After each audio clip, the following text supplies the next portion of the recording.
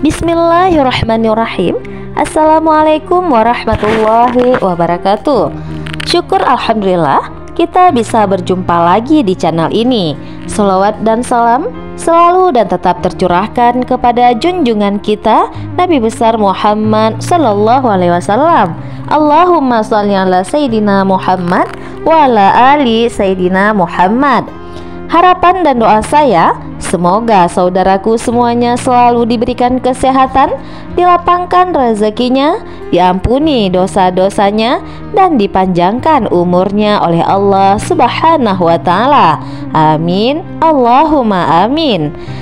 Sahabat beriman yang Allah muliakan, cegukan atau dalam istilah medis dikenal dengan istilah singultus adalah kondisi tubuh yang terjadi ketika otot diafragma, yaitu otot yang memisahkan rongga dada dan rongga perut berkontraksi secara tiba-tiba dan tidak terkontrol.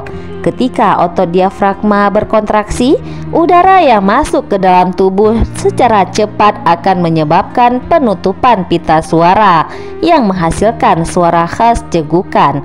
Meskipun cegukan adalah kondisi yang seringkali tidak berbahaya dan hanya berlangsung sebentar saja, dalam perspektif Islam, segala sesuatu yang terjadi pada tubuh manusia tidaklah tanpa sebab dan selalu memiliki makna atau hikmah tertentu, baik itu sebagai ujian, peringatan, atau bahkan rahmat dari Allah.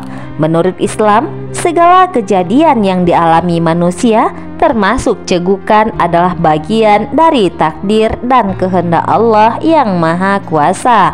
Islam mengajarkan bahwa setiap peristiwa yang terjadi pada diri kita harus selalu menjadi pengingat untuk merenung, memperbaiki diri, dan mendekatkan diri kita kepada Allah Subhanahu wa Ta'ala.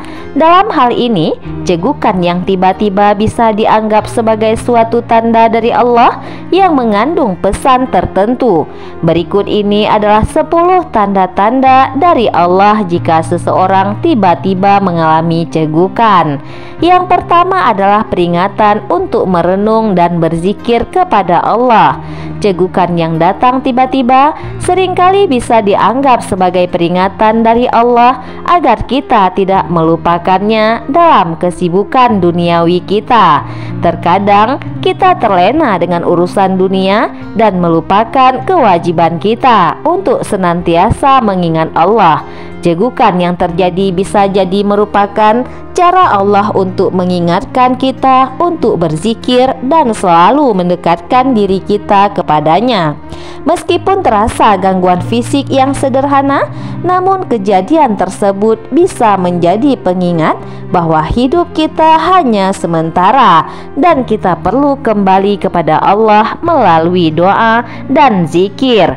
Rasulullah SAW bersabda, sesungguhnya Allah tidak menimpakan suatu musibah kepada seorang hamba kecuali agar hamba tersebut ingat kepadanya. Hadis riwayat Tirmizi.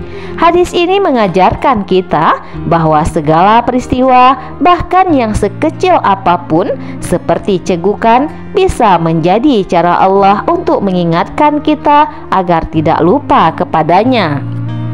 Lalu yang kedua adalah menghindari sikap sombong dan takabur. Cegukan juga bisa dianggap sebagai peringatan agar kita menghindari dari sikap sombong dan takabur. Terkadang kita bisa merasakan terlalu yakin atau merasa lebih baik dari orang lain, bahkan dari aspek materi, secara sosial, atau secara ilmu pengetahuan. Cegukan yang datang secara tiba-tiba dan tidak terduga adalah cara Allah untuk mengingatkan kita segala sesuatu yang kita miliki adalah pemberian dari Allah Subhanahu wa Ta'ala dan bisa diambil kapan saja.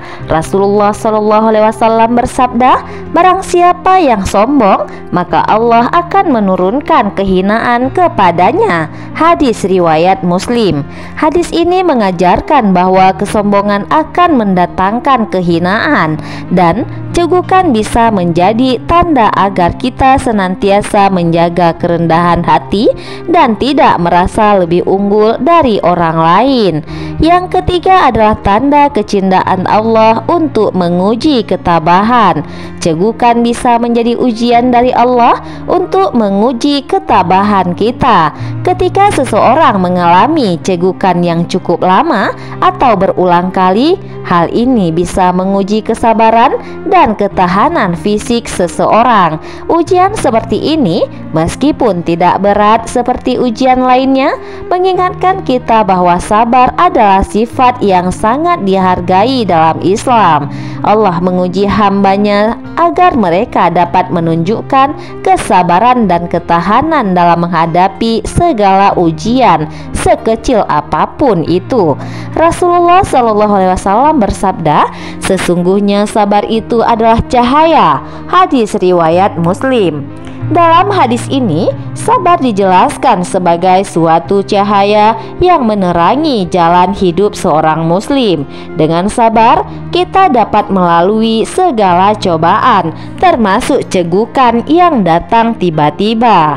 Yang keempat adalah tanda untuk lebih peduli dengan kesehatan. Cegukan yang terjadi bisa menjadi tanda bahwa Allah mengingatkan kita untuk lebih peduli terhadap kesehatan. Dalam Islam, yang diberikan oleh Allah adalah harus dijaga dengan baik. Jika seseorang sering mengalami cegukan, hal ini bisa menjadi pengingat untuk lebih mempertahankan pola makan, tidur, dan kebiasaan sehari-hari yang memengaruhi kesehatan tubuh dan merupakan bagian dari kewajiban seorang muslim untuk menjaganya agar bisa beribadah dengan baik. Rasulullah SAW bersabda, "Mukmin yang kuat lebih baik dan lebih dicintai oleh Allah daripada mukmin yang lemah."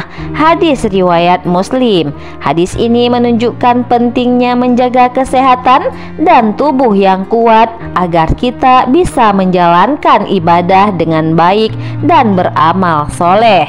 Yang kelima adalah tanda agar tidak terlalu menjadi cemas atau terlalu tenang. Cegukan juga bisa menjadi peringatan agar kita tidak terlalu cemas atau merasa terlalu tenang. Ketika seseorang merasa sangat cemas atau tertekan, tubuh bisa bereaksi dengan berbagai cara, termasuk cegukan. Begitu pula terlalu merasa aman tanpa usaha dan hanya mengandalkan ketenangan yang berlebihan juga bisa menjauhkan diri kita dari Allah. Kesadaran bahwa segala sesuatu di dunia ini berada dalam kendali Allah, cegukan mengingatkan kita untuk tetap seimbang dalam hidup, tidak cemas berlebihan dan tidak merasa terlalu aman. Rasulullah SAW bersabda, "Janganlah engkau berputus asa dari rahmat Allah." Hadis riwayat Bukhari dan Muslim. Hadis ini mengingatkan kita untuk selalu optimis dan berharap pada rahmat Allah meskipun kita menghadapi masalah atau ujian. Yang keenam adalah tanda bahwa dosa-dosa kecil segera dihapus.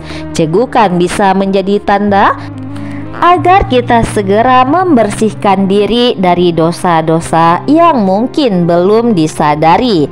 Dalam Islam, setiap dosa sekecil apapun itu harus segera dihapus dengan taubat. Cegukan dengan tiba-tiba dan mengganggu bisa dianggap sebagai peringatan agar kita segera bertobat dan memohon ampunan kepada Allah atas dosa-dosa yang mungkin kita lakukan tanpa kita sadari. Rasulullah SAW bersabda, "Sesungguhnya amal-amal baik menghapus dosa-dosa kecil seperti air memadamkan api." Hadis riwayat Muslim.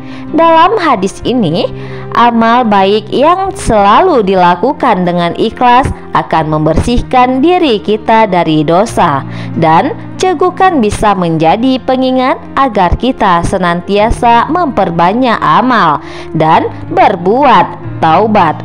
Yang ketujuh adalah tanda agar kita tidak lupa bersyukur kepada Allah.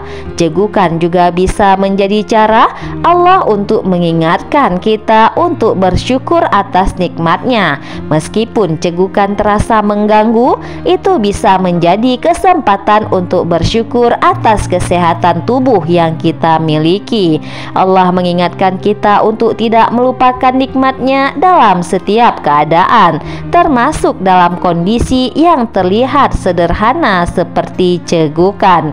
Rasulullah SAW bersabda, "Barang siapa yang tidak bersyukur kepada manusia, dia juga tidak bersyukur kepada Allah."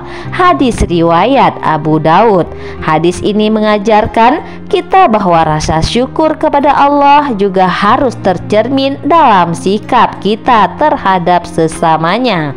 Yang kedelapan adalah menghindari kebiasaan buruk yang bisa memengaruhi tubuh.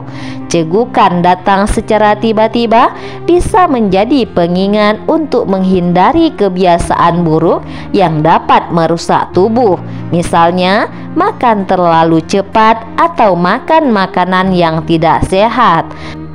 Dalam Islam, menjaga kebiasaan makan dan hidup sehat adalah bagian dari menjaga amanah tubuh. Cegukan bisa menjadi cara Allah untuk memperingatkan kita agar memperbaiki pola hidup kita. Rasulullah SAW bersabda, "Makan dan minumlah, tetapi jangan berlebihan." Hadis riwayat Bukhari. Hadis ini mengingatkan kita untuk makan dengan cara yang benar dan tidak berlebihan agar tubuh tetap sehat dan terhindar dari gangguan seperti cegukan. Lalu yang kesembilan adalah tanda Allah menginginkan hambanya berdoa. Cegukan yang datang tiba-tiba bisa menjadi tanda agar kita lebih sering berdoa kepada Allah. Doa adalah sarana untuk mendekatkan diri kepada Allah, dan setiap kali tubuh kita merasa tidak nyaman seperti saat cegukan, sebaiknya kita segera berdoa kepadanya. Ini adalah bentuk pengingat dari Allah agar kita selalu meminta pertolongannya. Rasulullah SAW bersabda, "Doa adalah ibadah." Hadis riwayat Tirmizi. Hadis ini mengajarkan kita bahwa doa adalah inti dari ibadah dan menjadi sarana penting untuk berkomunikasi dengan Allah Subhanahu wa Ta'ala. Kemudian yang terakhir atau yang ke-10 adalah tanda agar kita tidak lalai dalam ibadah. Cegukan bisa menjadi pengingat agar kita tidak lalai dalam ibadah. Dalam kehidupan sehari-hari, kita seringkali terjebak dengan aktivitas duniawi yang membuat kita lupa untuk mengingat Allah dan melaksanakan ibadah dengan sepenuh hati. Cegukan yang terjadi secara tiba-tiba bisa mengingatkan kita bahwa setiap waktu yang kita miliki adalah kesempatan untuk mendekatkan diri kita kepada Allah melalui ibadah yang lebih khusyuk.